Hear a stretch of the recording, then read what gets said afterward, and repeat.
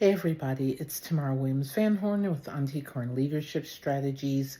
And tomorrow, which is Friday, September 26th, I am going to be on a panel. I'm talking about Clifton Strengths, which is one of my favorite things to talk about. I've got chocolate in my teeth, so if you hear me like mumbling, that's why I'm savoring the chocolate. But anyway, I'm going to be on a panel talking about Clifton Strengths and talking about working with Clifton Strengths, bringing Clifton Strengths to populations that consider themselves marginalized or have had a marginalized experience. And so I'll be speaking about my efforts to kind of bring strengths and Clifton Strengths in particular to the folks that I work with and the students that I work with. And it is more than a notion. There's an article out called Strengths So Whyte. So if you can get behind the academic paywall, check out that article. I have some issues with it methodologically, and it's probably because I am trained as a sociologist, and this is not coming from sociologists. But also, it uses critical whiteness theory to do something very different than what I have studied to use critical whiteness theory for. And essentially, my takeaway from that article is that those people had terrible facilitators. So I come at it from a very different angle than the authors of that article. But I truly do recommend that any of you who are interested in Clifton Strengths and like wondering what different populations' receptivity to it largely is. I mean, of course, this is all aggregated and generalized and etc. I suggest reading that article and like engaging with it for yourselves. One of the things that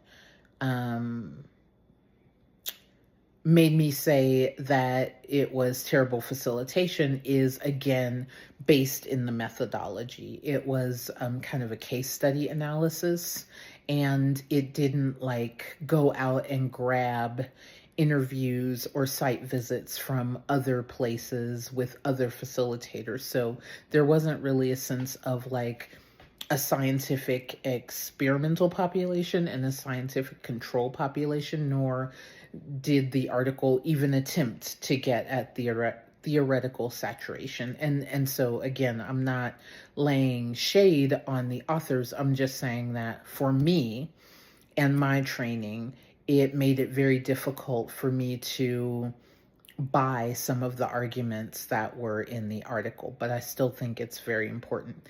So at any rate, that particular application of critical whiteness studies on Clifton Strengths suggests that there is no circumstance in which Clifton Strengths can be of benefit to particularly populations of color. I disagree.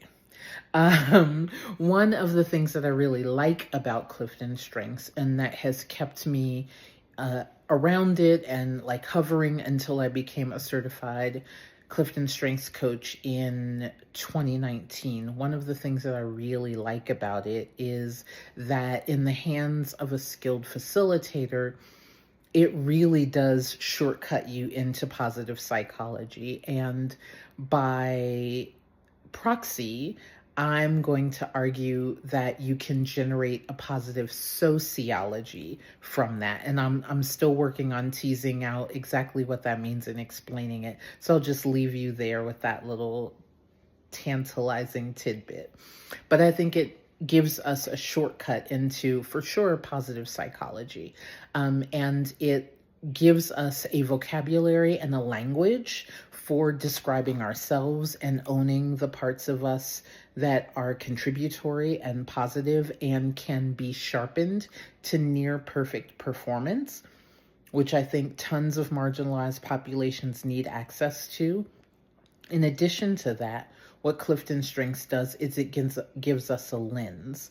It gives us a lens into how we can look at one another and presume positive intent and engage from that presumption of positive intent. We know that Clifton Strengths talent themes are neutral. There's no one right way to be. We know that themes are not labels. So for those who engage with the Clifton Strengths assessment and go, it's trying to put me in a box, it's trying to label me, that again, I think comes down to facilitation or an overall unwillingness to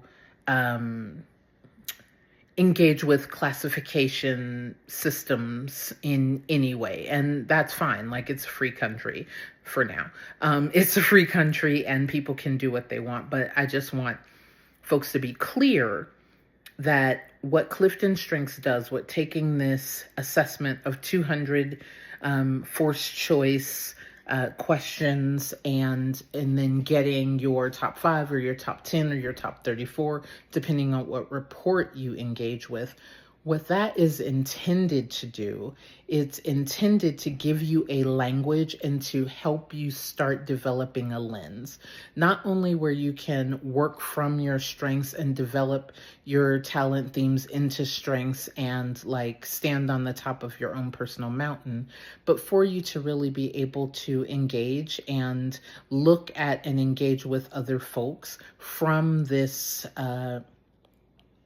space of seeing them as contributory, seeing them as non-disposable. Those are all things that I really believe in at my core, is developing an environment where no one is disposable and developing environments where people can just assume and work from the premise that everyone has something to contribute. So I'm really excited to be on this panel tomorrow. I think I'm going to see some folks that I met in Denver this summer at the Connect, Learn, and Share workshop or conference or symposium or engagement in Denver by Charlotte Blair, who is actually out of Australia, but came over and brought the Connect, Learn, Share format to Denver this year, and who knows where it will be in 2026. But I think some people from that engagement will be on the panel as well, or at least moderating the panel. And I just highly encourage any of you who are sniffing around Clifton Strengths or are Clifton Strengths coaches or have heard of it and are just wondering what I'm talking about, to really use your critical thinking skills and dive into that Strengths So Whyte article. I think it opens up some conversation. And so to the authors for that, I am extremely grateful. I'll tell you how it went. And this is day 3. So we've got 3 days of videos. Yesterday was a real short one, so it's in my shorts. It's not in the video section. If you want to go see it, take a look. I pulled from my affirmations box, and that was kind of cool for a quick one.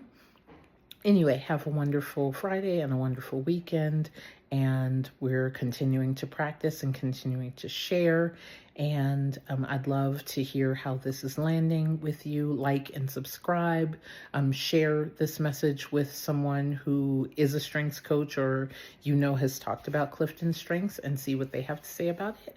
And with that, I'll say goodnight. Adios.